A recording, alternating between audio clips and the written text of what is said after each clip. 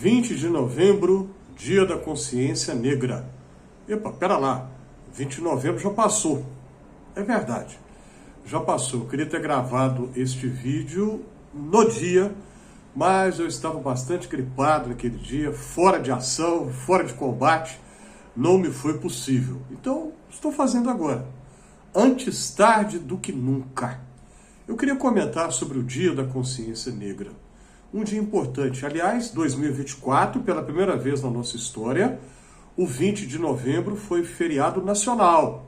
Até então, era feriado municipal. Um município era, em outro não. Mas agora, por força de um decreto presidencial, todo o país para, no dia 20 de novembro de 2024 em diante, para lembrar o Dia da Consciência Negra. Isso é muito importante em todos os sentidos, porque infelizmente nós sabemos que o racismo é uma realidade da nossa sociedade, de outras sociedades também, o que é uma lástima. O racismo tem a ver com aquilo que a antropologia cultural chama de etnocentrismo. É um povo se achar superior a outro, se considerar melhor do que outro, e se considerar o direito de tratar mal, oprimir quem pertence a outra etnia, que não a sua.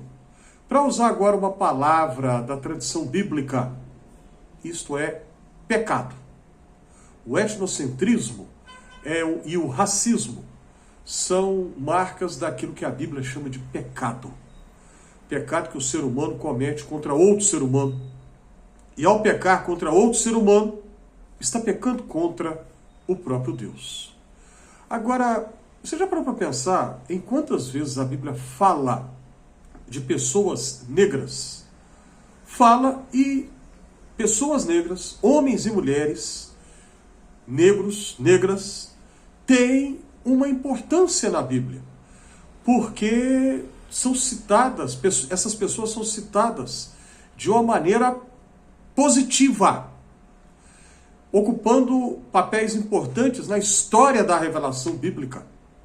E eu gostaria de lembrar alguns destes relatos que a Bíblia apresenta. O primeiro deles, Números capítulo 12. Moisés se casa com uma mulher cuxita. Cuxita da terra de Cuxi. É uma palavra que é usada na Bíblia hebraica para se referir à Etiópia. Moisés, então, se casou com uma etíope. Naquele tempo, a poligamia era permitida, era tolerada. Moisés já havia se casado antes com Zípora, filha do sacerdote Jetro, da terra de Midian, e depois ele se casa com essa mulher que, infelizmente, a Bíblia não lhe traz o nome. Diz apenas que ela era africana, uma mulher negra. E é muito curioso que Miriam e Arão, a irmã e o irmão mais velho de Moisés, não gostaram, reclamaram dele ter casado com aquela mulher. Há aí uma expressão de racismo? Talvez. O texto bíblico não deixa claro, não há detalhes, o texto é muito lacônico em detalhes, né? É uma economia de informações. Talvez sim. Mas o fato é que o texto diz que Deus puniu Miriam pelo fato ela se voltou contra o irmão dela, Arão também. Eles ficam enciumados também da posição de liderança que Moisés executava, mas depois Moisés intercede a Deus pela sua irmã Miriam e ela vai ter a sua saúde restaurada. Vamos lembrar também da rainha de Sabá, aquela que no primeiro livro dos reis visita a Salomão. Sabá também, uma terra no continente africano, e aquela mulher também negra. E ela será citada no Novo Testamento. Jesus vai fazer referência a este fato. E a tradição dos etíopes diz que quando a rainha de Sabá voltou de Jerusalém, que ela voltou grávida, diz Salomão. O texto bíblico não diz isso, mas não é impossível, não é improvável que tal tenha acontecido. Aliás, é muito provável, muito possível que tenha acontecido mesmo. Mas fato é que a rainha de Sabá, também uma mulher africana, negra, citada nas Escrituras. Jeremias, profeta Jeremias, capítulo 38. Na época, o rei de Judá, o reino do sul, capital Jerusalém. O rei de Judá naquela época era Zedequias. Zedequias foi o último rei de Judá, o último rei do reino do sul. E Jeremias tem muitos adversários, muitos oponentes políticos, e alguns deles o prendem e o jogam numa cisterna, num poço, um buraco, para que lá ele morresse de fome. Olha que situação mais difícil. Ia ficar julgado lá até morrer. E aí o texto bíblico diz, Jeremias capítulo 38, que havia um etíope, africano, negro, que ocupava a função de destaque na corte do rei Zedequias. E este etíope, é curioso, o texto também não lhe dá o nome, mas dá o título dele. Ele é chamado de Ebed-Meleque. Em português a gente fala Ebed-Meleque. Não confundir com moleque. Nada a ver, é só uma coincidência fonética, sonora. Em hebraico, são duas palavras proparoxítonas, né? Em hebraico se diz Ebed-Melech. Ebed-Melech significa servo do rei. Ebed, em hebraico, é servo, e Melech é rei. Então, quando está em português, Ebed-Meleque, servo do rei. O título da função que ele ocupava. Ele era alguém que ocupava uma função de destaque, porque ele é próximo do rei Zedequias.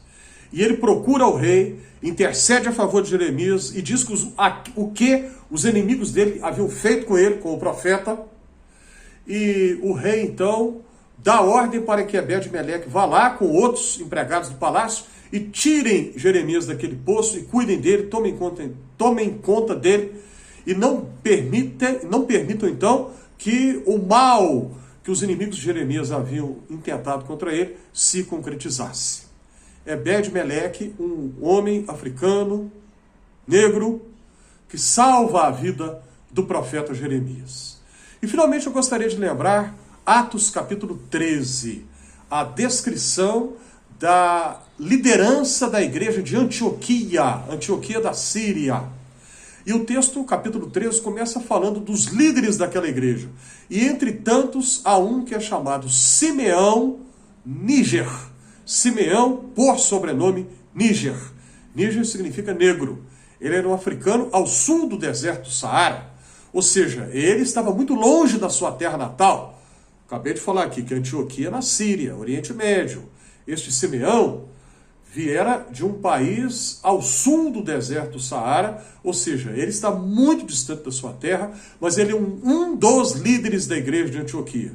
Juntamente com ele tem ali alguém que é do Oriente Médio, alguém que é da Ásia Menor, né, que é a Turquia atual, pessoas de etnias diferentes, de tipos físicos diferentes, cor da pele, tipo do cabelo, cor dos olhos diferentes uns dos outros, mas eles estão ali unidos, juntos, lado a lado, e todos são respeitados como líderes daquela comunidade de fé que eles são.